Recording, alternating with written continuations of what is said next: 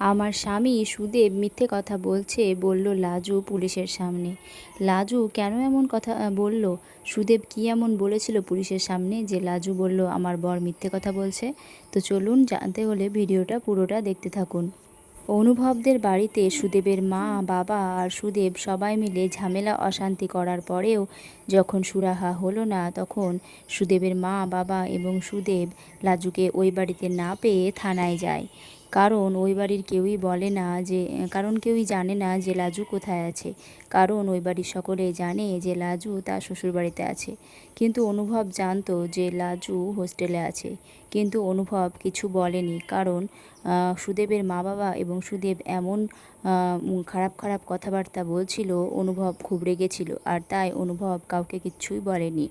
তারপরে অনুভবদের বাড়ি থেকে বেরিয়ে সুদেব এবং সুদেবের মা বাবা থানায় যায় পুলিশের কাছে। এবং থানায় যাওয়ার পর পুলিশ কমপ্লেন নেয় এবং পুলিশ অফিসার লাজুকে বলে যে সুদেব, অর্থাৎ সুদেবের দিকে দেখিয়ে পুলিশ অফিসার বলে উনি আপনার নামে কমপ্লেন করেছেন যে আপনি নাকি ওনার সঙ্গে থাকেন না, আপনি নাকি ওনার সঙ্গে না থেকে অনুভবের দিকে দেখিয়ে বলে আপনি নাকি ওনার বাড়িতে থাকেন, ওনার বাড়িতে থেকে পড়াশোনা করছেন, আপনি ওনার স্ত্রী হওয়া সত্ত্বেও ওনার কাছে থাকেন না। তখন লাজু বলে মিথ্যে কথা, উনি মিথ্যে কথা বলেছেন, উনি মিথ্যে বলেছেন, কারণ আমি ওনার বাড়িতে থাকি না, আমি কারোর বাড়িতেই থাকি না, আমি হোস্টেলে থাকি। আর আমি যে হোস্টেলে থাকি, হোস্টেলে থেকে পড়াশোনা করি, এটা আপনি খোঁজ নিয়ে জানতে পারেন। আমি হোস্টেল পেয়ে গেছি আর আমি সেখানেই থাকি।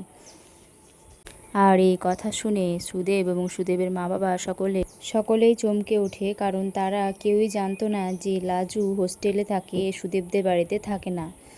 আর এই কথা শুনে সবাই অবাক হয়ে যায় এবং তারা অবশেষে বুঝতে পারে সকলেই যে লাজুকে আটকানো এবং লাজুর পড়াশোনা আটকানো এত সহজ নয়।